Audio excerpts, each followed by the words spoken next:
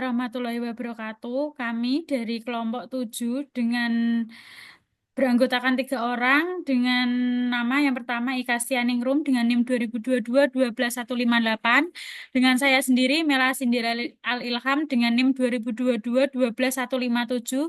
Dan yang terakhir ada Rahayu Fitria Putri dengan NIM 2022-12160.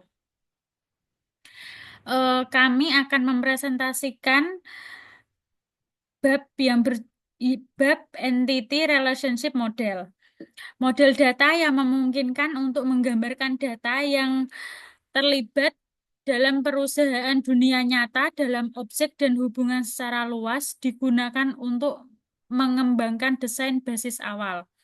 Dalam Entity Relationship Model atau model E atau R, struktur data direpresentasikan secara grafis sebagai Entity Relationship Diagram atau ERD, menggunakan 3 prinsip jenis elemen, yaitu set entitas, atribut, dan relasi hubungan. Entitas sendiri ada 4, yaitu entitas, set entitas, entitas kuat, dan entitas lemah. Yang terakhir ada entitas asosiatif. Di sini ada entitas adalah objek atau benda di dunia nyata yang dapat dibedakan dari semua objek lainnya. Contohnya itu ada unary, binary, dan ternary. Yang pertama itu ada unary. Relasi unary terjadi jika entitas berelasi dengan dirinya sendiri.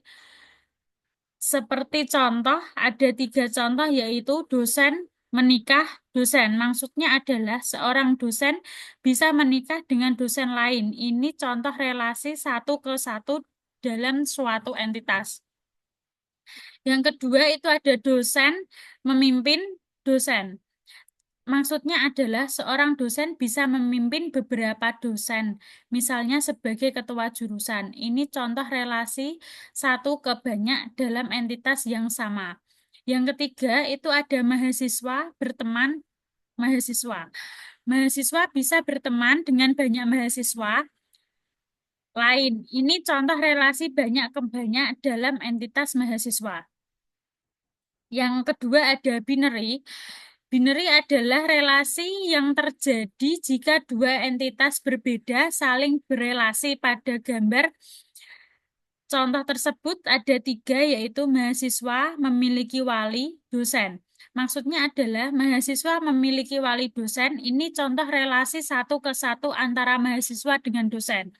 Yang kedua ada fakultas mengatur dan jurusan. Maksudnya adalah fakultas mengatur banyak jurusan dan jurusan berada di satu fakultas. Ini contoh relasi ke banyak antara fakultas dan jurusan. Yang ketiga ada mahasiswa menempati dan kelas. Maksudnya adalah mahasiswa menempati banyak kelas dan satu kelas ditempati banyak mahasiswa. Ini contoh relasi banyak ke banyak antara mahasiswa dengan kelas. Yang ketiga itu ada ternary. Ternary adalah relasi yang terjadi jika 3 entitas saling berelasi secara bersamaan dalam suatu relasi.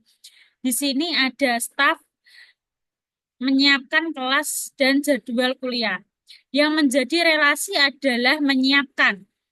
Di sini menyiapkan melibatkan staf, kelas, dan jadwal kuliah secara sekaligus. Contohnya yaitu staf menyiapkan jadwal kuliah untuk kelas tertentu. Relasi ini tidak bisa dipisah. Jadi relasi binary saja tanpa kehilangan makna karena ketiga entitas tersebut secara langsung dalam satu relasi. Untuk kesimpulannya, untuk relasi unary itu adalah relasi dalam entitas yang sama, sedangkan binary adalah relasi antara 2 entitas, dan yang terakhir ternary itu ada relasi yang melibatkan 3 entitas sekaligus. Selanjutnya akan dijelaskan oleh rekan saya Ika Stianingrum. Yang selanjutnya ada entity set atau set entitas. Set entitas itu sendiri itu entitas dengan tipe yang sama, yang berbagai properti atau atribut yang sama. Di situ ada contohnya, ada set entitas dosen, itu set entitas dosen di sebuah universitas itu ada set dosen entitas dengan kode 10021 itu dengan dosen Raisa, dengan kode 10024 itu dengan dosen Laina. Yang ketiga ada kode 10031 dosen peran India kos 10049 dengan dosen Sriani. Ada juga contohnya itu set entitas mahasiswa. Di situ ada name itu merupakan mewakili mahasiswa dari sebuah universitas. Itu contohnya ada NIM 192110761 itu atas nama mahasiswa Sri Wahyuni. Ada NIM 192122434, ada Indah Lestari, ada NIM 193213423, ada Tommy, NIM 180898392 ada Antonio, ada NIM 182379002 ada Juli Astari. Yang selanjutnya ada entitas kuat. Entitas kuat itu entitas yang keberadaannya tidak tergantung kepada keberadaan entitas lain. Itu ada contohnya set entitas dosen. Set entitas dosen itu contoh dengan kode 10021 itu hanya merujuk satu dosen yaitu atas nama Raisa, dan itu ada juga lain contohnya 10024 itu menunjuk dengan dosen Lailan. Ada kode 10031 itu ada dosen Farindia, ada kode 10049 itu dosen Sriani. Itu menunjukkan kode kode itu hanya untuk menunjukkan satu dosen. Jika hanya diketik kode itu saja, maka akan muncul dengan satu nama dosen, tidak akan tertukar atau dengan dosen yang lain. Gitu. Yang selanjutnya akan dipresentasikan teman saya, Rahayu Fitria Putri. Saya akan melanjutkan mengenai entitas lemah. Jadi pengertiannya, entitas lemah adalah entitas yang tidak memiliki atribut kunci atau primary key, di mana keberadaannya tergantung pada keberadaan entitas lain atau entitas kuat. Dengan ciri-ciri, entitas tersebut tidak bisa berdiri sendiri. Dan dalam diagram, digambarkan dengan kotak ganda. Sebagai contoh, MK atau mata kuliah bergantung pada entitas dosen, di mana mata kuliah tidak akan bisa dilakukan di proses mengajar jika tidak ada entitas dosen. Selanjutnya, di entitas asosiatif.